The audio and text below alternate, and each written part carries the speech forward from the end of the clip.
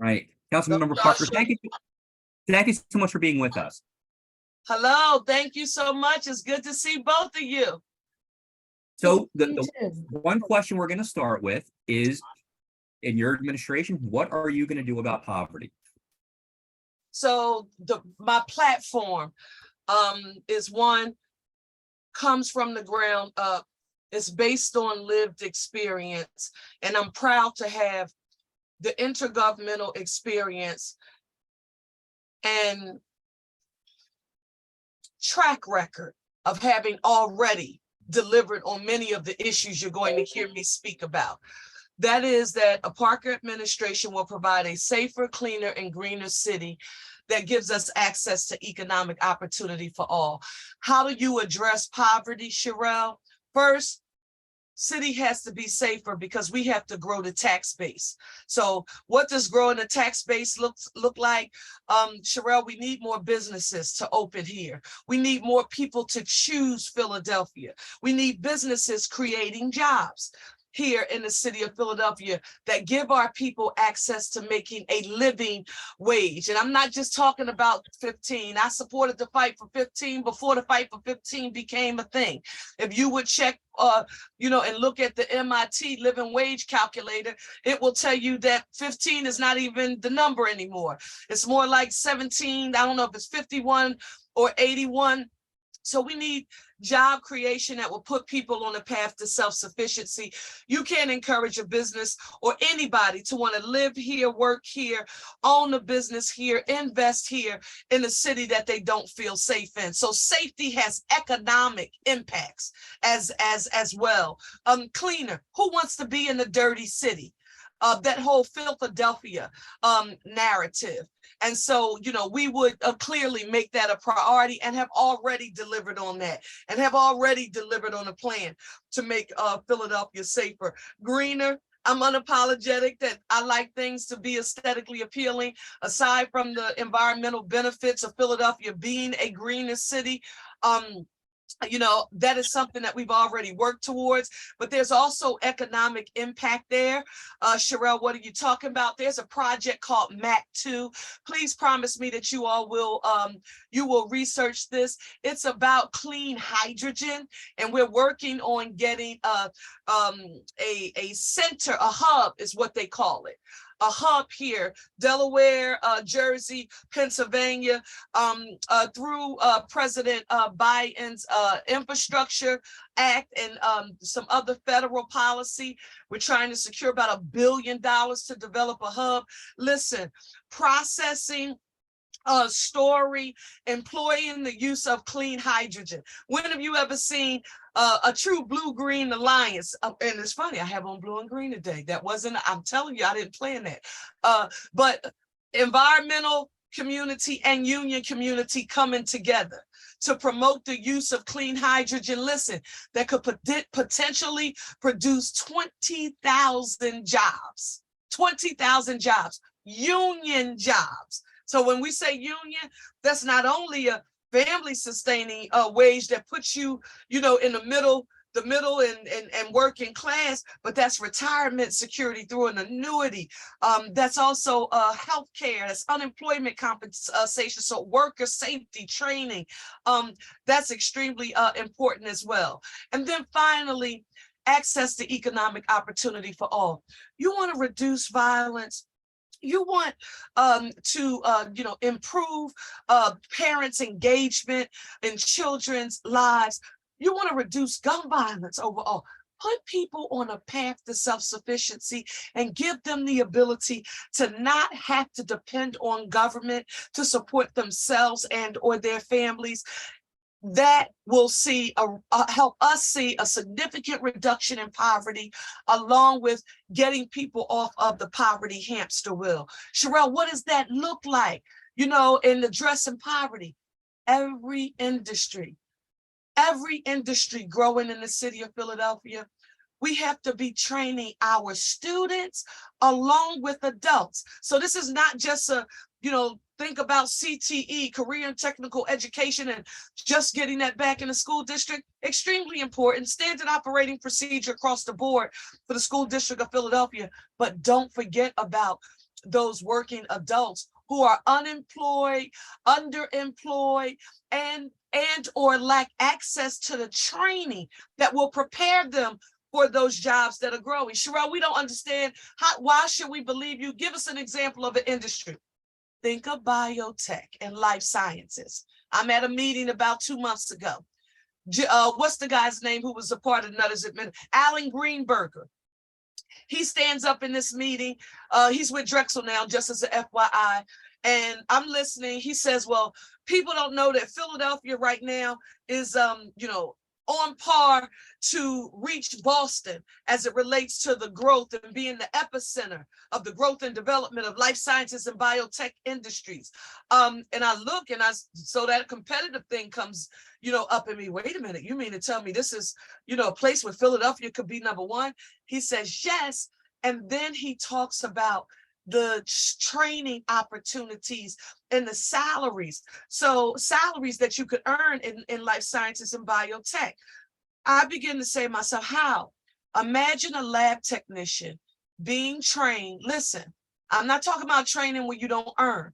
Every workforce development program in the city of Philadelphia has to be an earn while you learn, especially if we're talking about the non-students. I'm talking about School District of Philadelphia, high school students, not just that constituency, but for the adults. Everything is earn while you learn.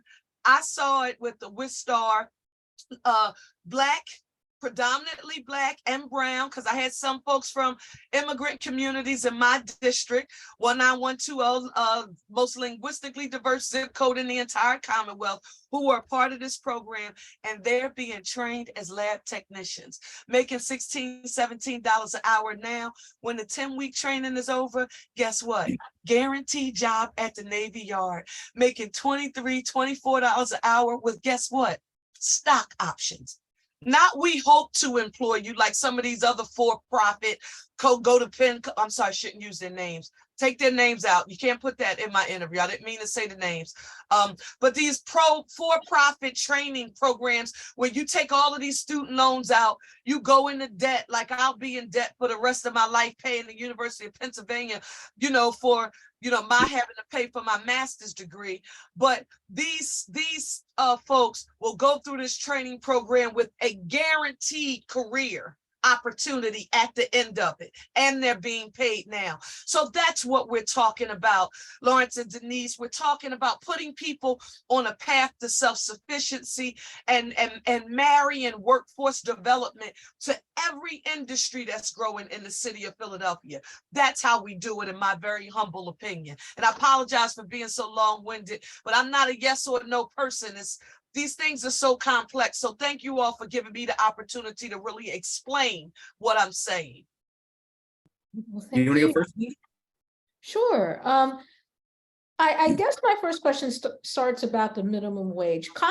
Council has tried to raise the minimum wage independent of Harrisburg several times, and because Harrisburg can pretty much overrule that kind of thing, it's been shot down. Now, before you became a council person, you were in the State House. How would you as mayor approach this in a way where you can raise the minimum wage for the folks in the poorest big city in America without having to fight Harrisburg to maintain that raise? So one, Denise, thank you for doing your homework and even referencing that part of my career. The first way I will tell you that we do it is not by using a bullhorn and telling people how terrible they are in Harrisburg in order to get it done.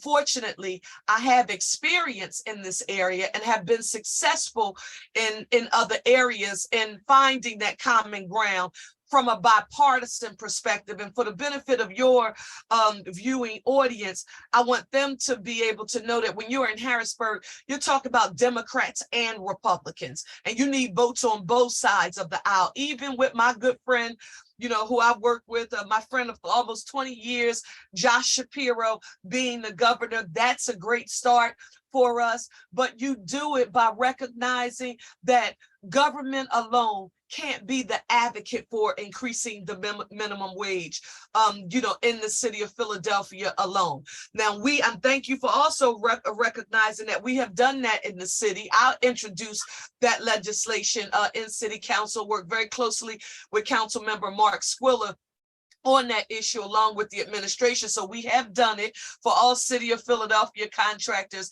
and such, but to get it done in Harrisburg, you have to have a coalition that includes the private sector.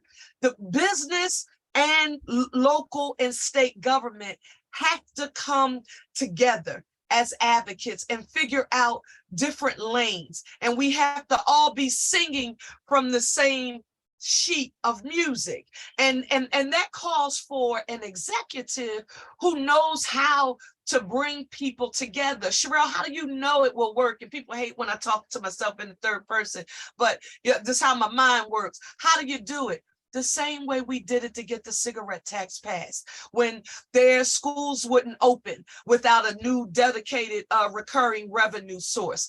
We had to go to Republicans. We had a regional approach. So that was Bucks, Chester, Delaware, Montco, and plus our city, Democrats and Republican legislators. So don't forget that our regional approach was extremely necessary. But then there were people in the private sector who could call different constituencies and say, hey, this is not just what these legislators are advocating for.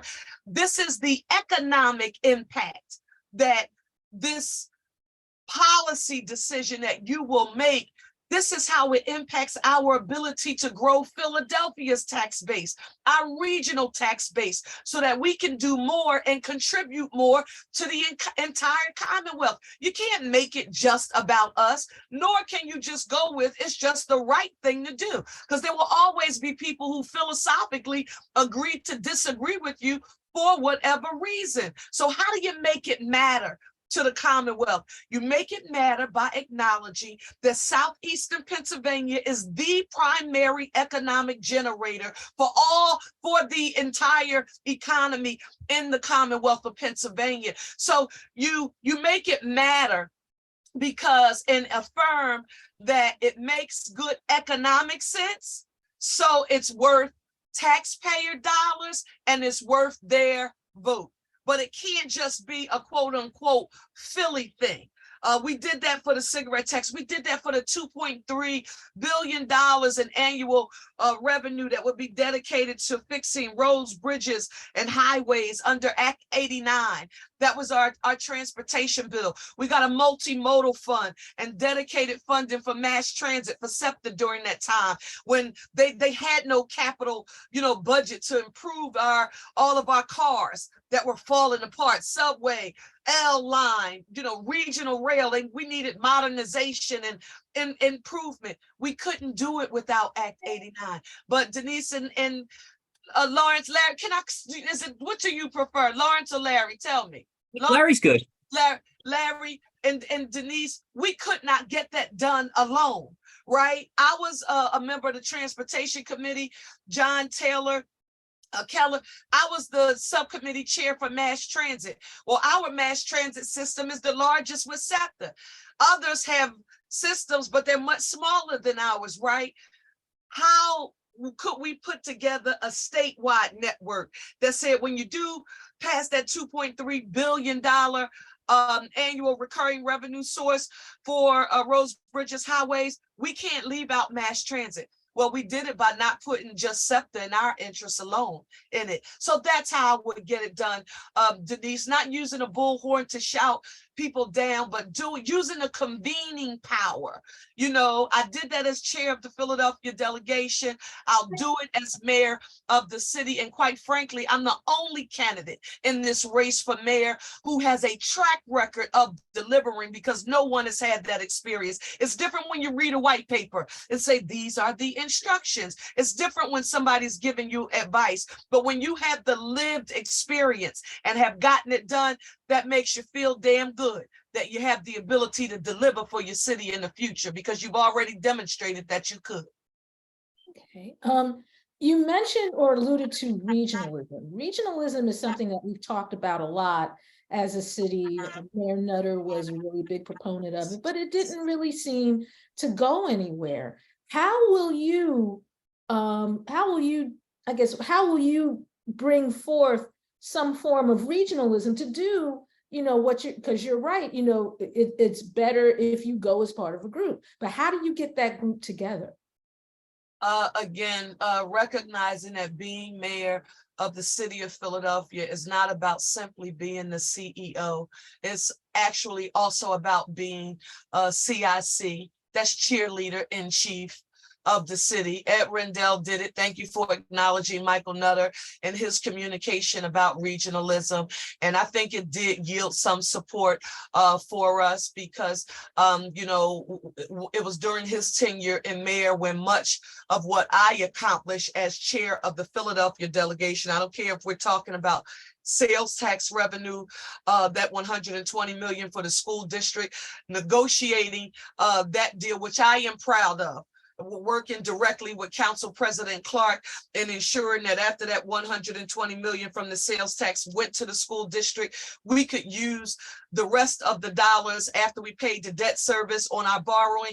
We could use the rest of that to buy down, to lower Philadelphia's unfunded liability for our municipal pension fund, which takes up about 15 to 16% of our general fund revenue. If we don't have a regional approach, we're not able to get that bill passed. And as a chief negotiator for that for our city, I can speak to that first hand. You heard me mention also Act 89. So all of that is extremely important, and we would do it because we've already demonstrated that we know how. Another area, Denise and Larry, and this is what you've never heard of.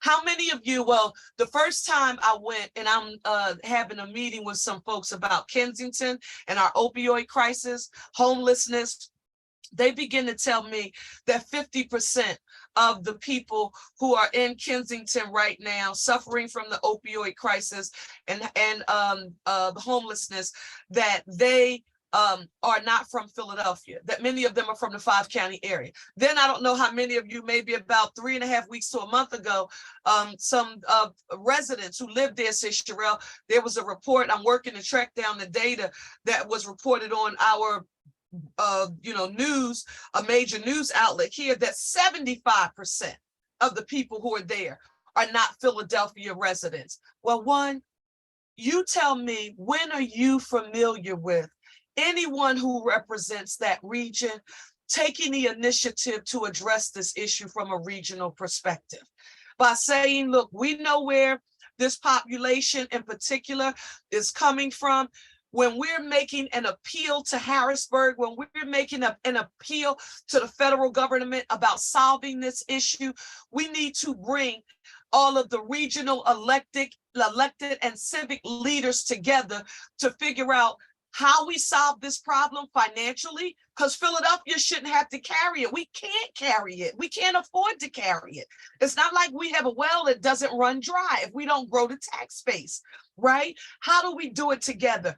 That's what a Cherelle Parker brings to the table to make work, Denise and Larry, that I don't think that we've seen as aggressively as we should, particularly in recent years. And it's also different styles of leadership. For the benefit of your listening audience, I was talking to a constituency, and the things you hear on the campaign trail are amazing. When I talked about my neighborhood safety and community policing plan that I introduced in council, and I talked about this regional approach, healthcare, homelessness, opioid crisis, there were people who said, why you would call the federal and state government to help you solve these problems? You want every alphabet agency? I said every agency, every federal, I don't care if it's ATF, I don't care if it's FBI, I don't care what alphabet, federal and or state. I'm calling the president of the United States, I'm calling the governor of Pennsylvania to tell them that we need help and we need every resource that we can to stop this gun violence, the open air drug markets, to deal with the opioid crisis, along with our homeless crisis in the city of Philadelphia. But guess what, Larry and Denise? That doesn't make Cherelle Parker weak. because I said I need help. Our city needs help from the federal or state government. That is what a leader is supposed to do. And I'm willing to call whomever I have to call. I don't care if it's a Democrat or a Republican. We have complex issues to face and address in the city of Philadelphia. And I'm going to make sure that we get it done, because I'm not going to be, let me be as diplomatic as I can. I am not an expert AOP. I am not an expert articulator of problems. My track record is one that demonstrates getting things done, fixing things. Streets not clean, develop PHLTCB to hire people in communities, pay them $15, give them soft skills training, but get our streets clean. Tired of not seeing those neighborhood-based small businesses that I grew up where everybody who lived in my neighborhood owned the corner stores and other businesses in the neighborhood. I don't complain about it or say this is just a problem. I partner with Community College of Philadelphia to develop a program to provide free technical supports to those small businesses so that they can focus on growing their revenue, their market share, focus on innovation, developing solutions. That's power up your business. So that is what I will do. And that is what is different about my candidacy and the approach to solving problems. Other people, they want to talk about different administrations being bad, different mayors being bad. In the neighborhood I grew up in, we've got a name for people who need to put other people down to lift themselves up. And that's not nice. You won't hear me engaging in that. I will just tell you that Cherelle Parker's style, my approach, my leadership style, it is just different. Okay. Thanks. And I always get confused to call you council person or former council person, because you were a council person for so long, and that was how I addressed you. But thank you for taking the time out to talk to us. Larry, do you have any questions? Yeah, just one last thing. So let's fast forward to January 2024. You've been inaugurated, you're in office. What are the first things you're going to do in office to help alleviate poverty? The first thing that we're going to do is implement my neighborhood safety and community policing plan proactively in neighborhoods across the city, so we can have law enforcement who, one, they understand that there will be zero tolerance for any misuse and or abuse of authority by the men and women who are sworn to protect and serve our communities. They will be on the beat, riding bikes, engaged in full-fledged community policing in neighborhoods across the city, building relationships, not as warriors, but as guardians in our community, strengthening police and community relations. And we will be, again, employing the use of federal and state resources to help us address the gun violence crisis, along with the opioid crisis and the open air drug markets that we see in our city. So one, we're going to be making Philadelphia safer and cleaner. PHLTCB on steroids. First 100 days, partnering with those neighborhood-based organizations that are actually doing work right now, partnering with our municipal workforce, the hardworking men and women, particularly those in sanitation. My heart, my uncle, the dignity, my uncle was a sanitation worker. We're going to have to increase the number of trucks, right, that are out on the street collecting the trash that the people who work with PHLTCB are gathering. And then that workforce development, that economic opportunity for all, making sure that we have the building trades actively engaged in every industry that's growing in city of Philadelphia, to formalize how we will use our school district along with our institutions of higher learning, particularly CCP, that I think goes underutilized, and getting our people trained for industries that are growing in Philadelphia. When we are safer, we are going to be able to think more and focus more on innovative ways that we can grow the tax base, right? We want people coming here, visiting here, tourism, arts, and culture. We want people to be choosing Philadelphia and not viewing us as a pass-through. So that's what we'll be doing in the first 100 days. You're not going to hear me simply say, well, in the first 100 days, I'm just going to call for a state of emergency, and that's going to put Calling for a state of an emergency alone does absolutely nothing to discourage people who are committing violent crime in the city of Philadelphia. But when a Parker administration, if it's the voters' will in the city of Philadelphia, when a Parker administration is sworn in, the people in this city and the people who are committing violent crime in this city, they will know that there will be zero tolerance for it. And we will have men and women within our police department knowing that when they do their jobs the right way, they have a mayor that is willing to stand up to have their back, because they're protecting and serving our city and the people in it to the best of their ability. And when they do that right, we're going to make sure that we have their back. All right, Councilmember Cherelle Parker, thank you so much for joining us. Thank you so Yes, much, thank Larry, you. and thank you, Denise. Have a good one. You You too. too. Bye-bye.